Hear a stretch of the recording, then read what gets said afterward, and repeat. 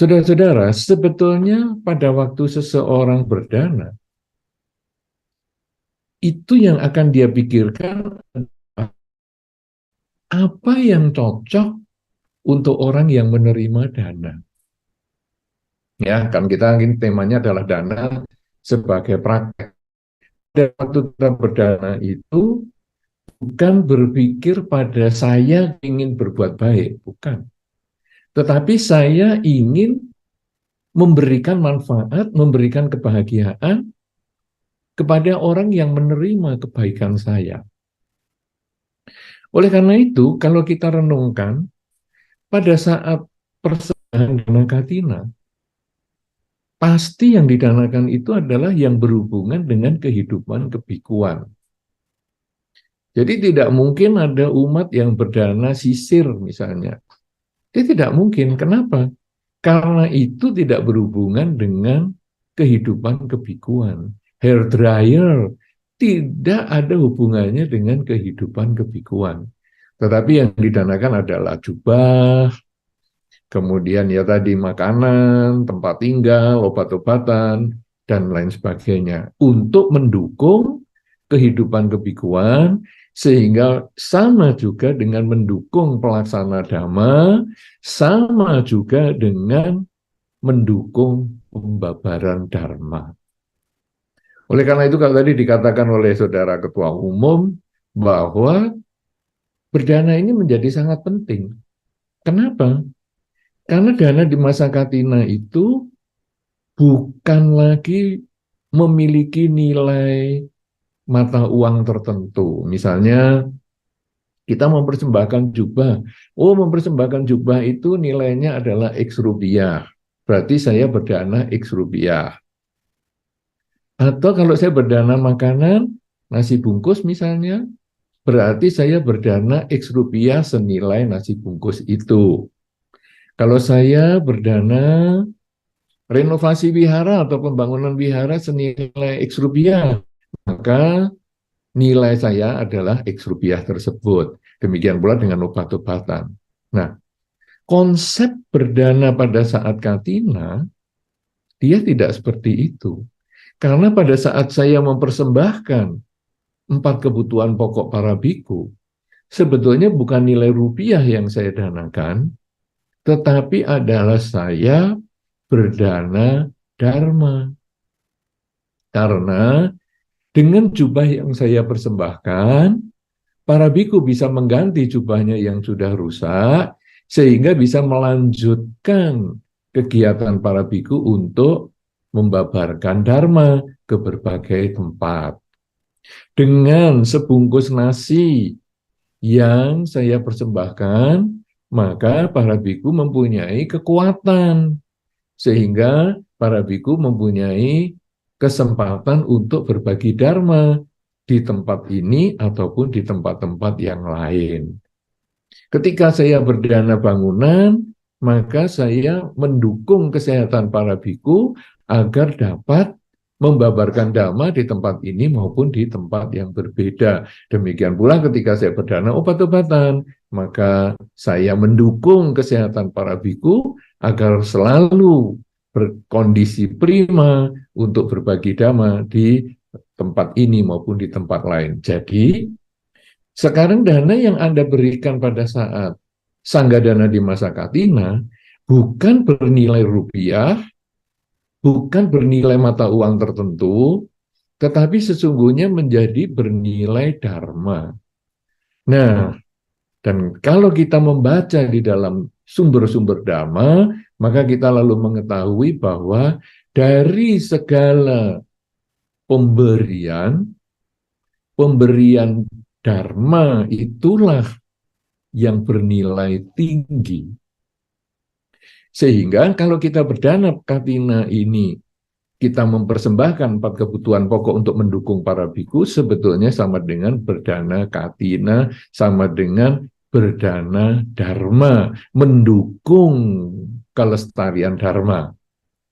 Nah, saudara-saudara, berdana kepada para biku, melestarikan sangga, melestarikan pembabaran dhamma, ini hanyalah salah satu perbuatan baik untuk berdana dhamma.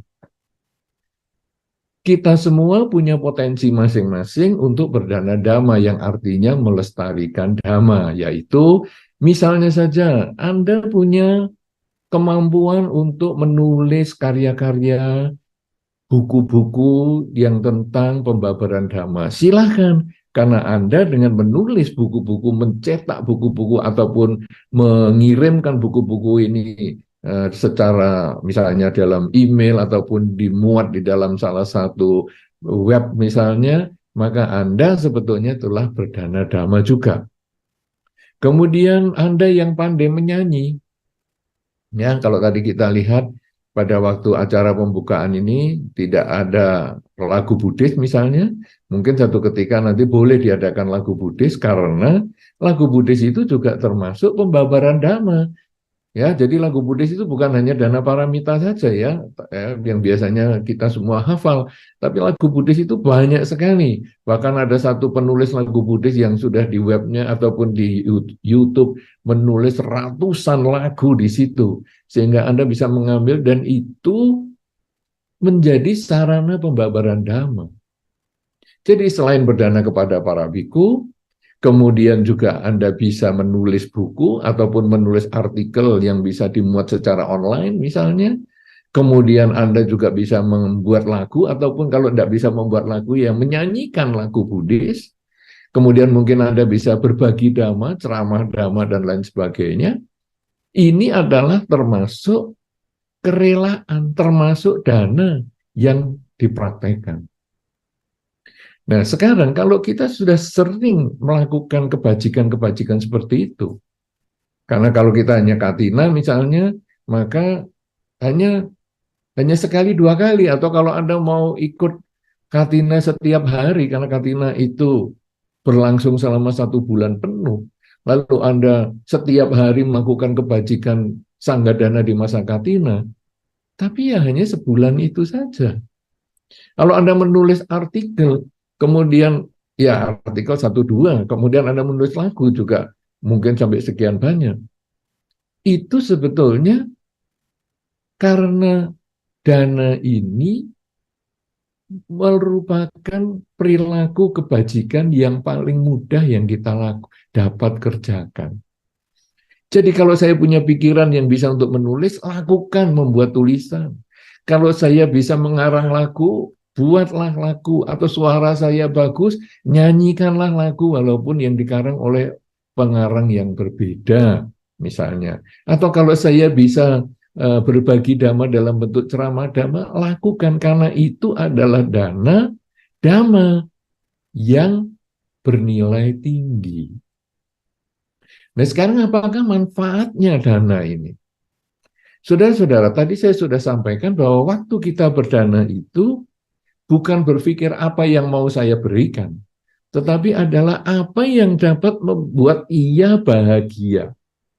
Berarti saat berdana itu bukan kita, nih saya kasih apa saja, pokoknya saya pengen ngasih. Tapi apa sih yang kamu butuhkan?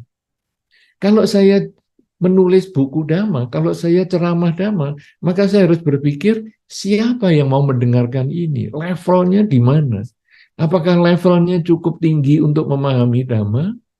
Maka diberikan dhamma yang tinggi. Apakah levelnya menengah? Berikanlah dhamma yang menengah. Ataukah levelnya ada di bawah? Berikanlah dhamma yang sesuai dengan tingkat level mereka. Sehingga mereka memahami dhamma dan akhirnya mereka bahagia dengan melaksanakan dhamma itu. Demikian pula kalau tadi saya katakan waktu berdana kepada biku, kita tidak memberikan sisir misalnya. Kenapa? Karena itu tidak dibutuhkan oleh para biku. Tetapi saya memberikan jubah, mempersembahkan jubah. Kenapa? Karena itulah yang dibutuhkan. Dan itu sebetulnya melatih kita berpikir untuk kebahagiaan orang lain. Kita sudah sering didorong untuk mengucapkan kalimat semoga semua makhluk bahagia. Semoga semua makhluk bahagia. Kita sering didorong mengucapkan kalimat itu. Tetapi kadang kita mungkin prakteknya kurang. Nah, kalau sekarang dana, sebagai latihan ataupun sebagai praktek. Ini adalah salah satu yang merupakan perwujudan dari semoga semua makhluk bahagia. Dengan mengucapkan kalimat semoga semua makhluk bahagia pun pikiran kita sudah baik, ucapan kita baik, dan perilaku kita baik. Apalagi kalau kita mau berbagi dhamma. Karena dhamma dana, ya, berbagi dan dharma, itu adalah yang tertinggi nilainya.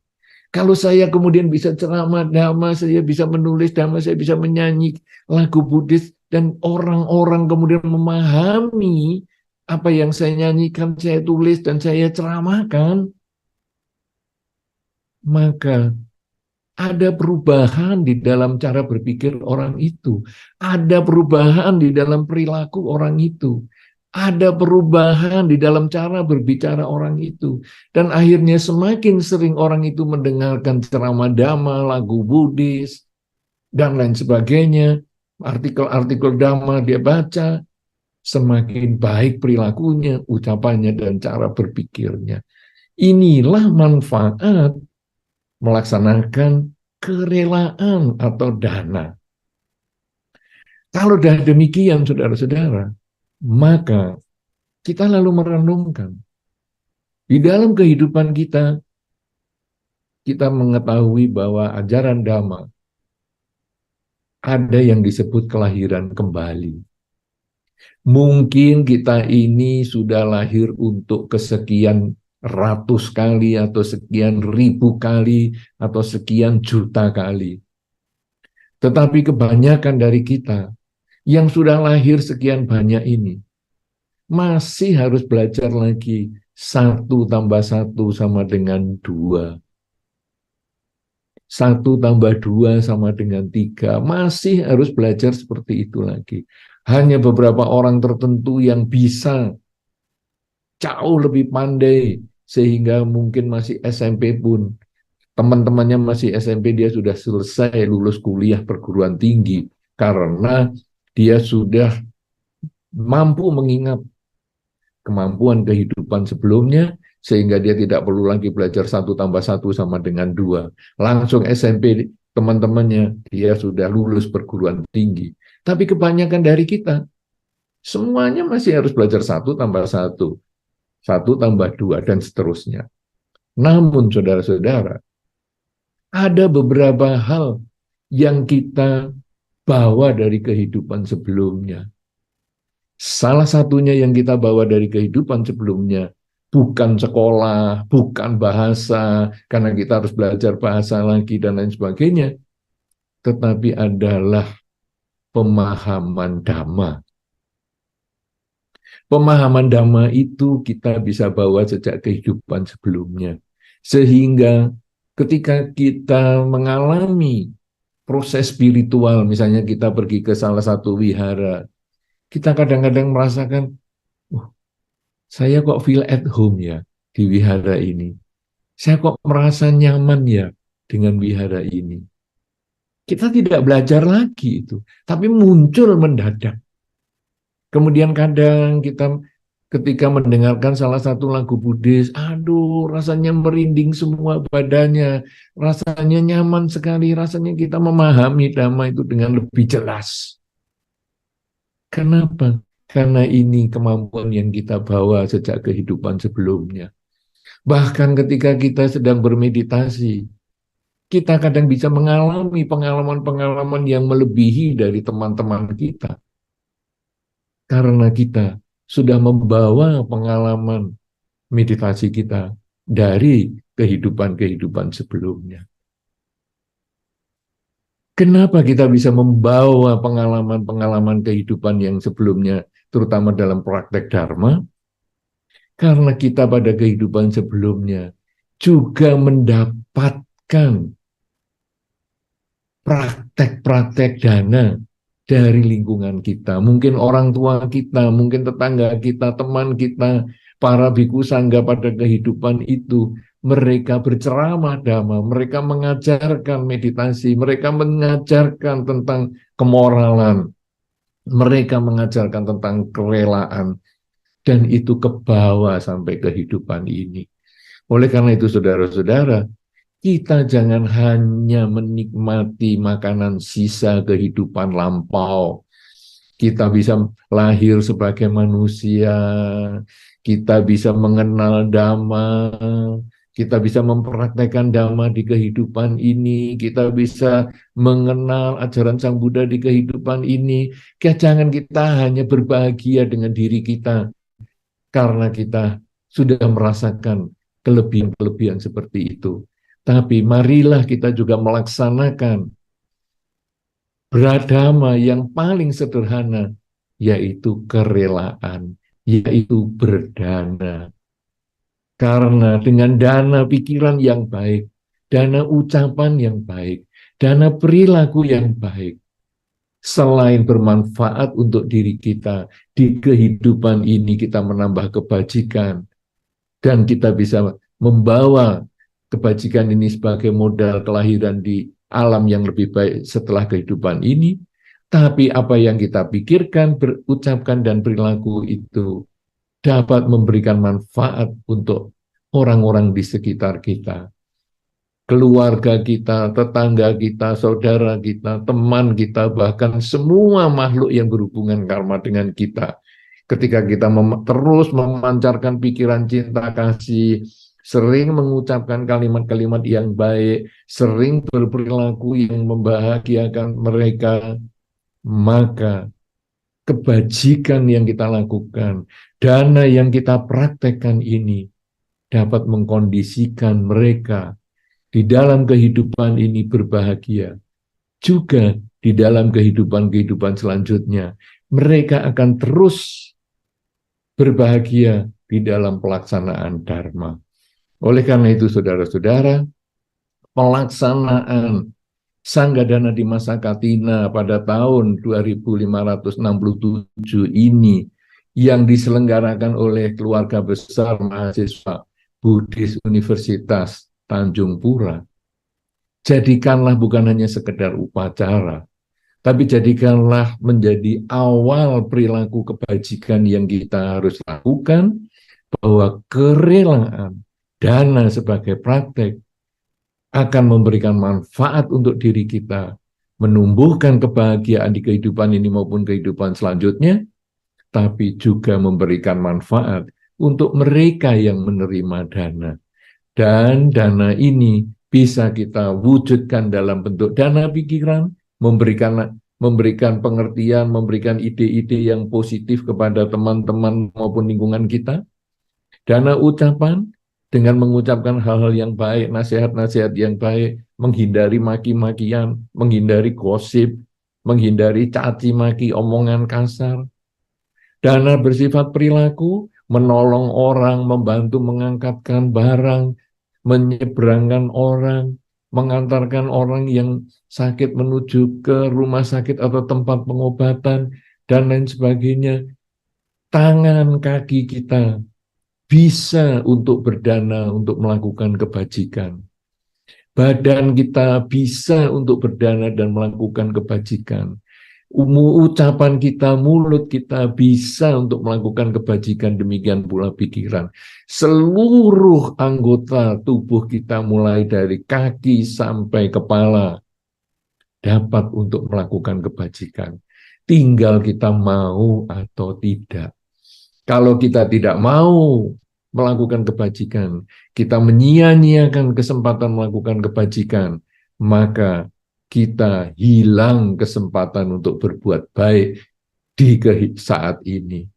Tapi kalau kita memanfaatkan setiap kesempatan dalam hidup ini untuk berbuat baik melalui pikiran, ucapan, dan perilaku, maka semakin sering dilakukan, semakin banyak kebajikan yang kita kumpulkan, sehingga kebahagiaan di kehidupan ini maupun kehidupan selanjutnya akan menjadi milik kita. Dan mereka yang menerima kebajikan kita pun akan memperoleh kebahagiaan di kehidupan ini maupun di kehidupan selanjutnya.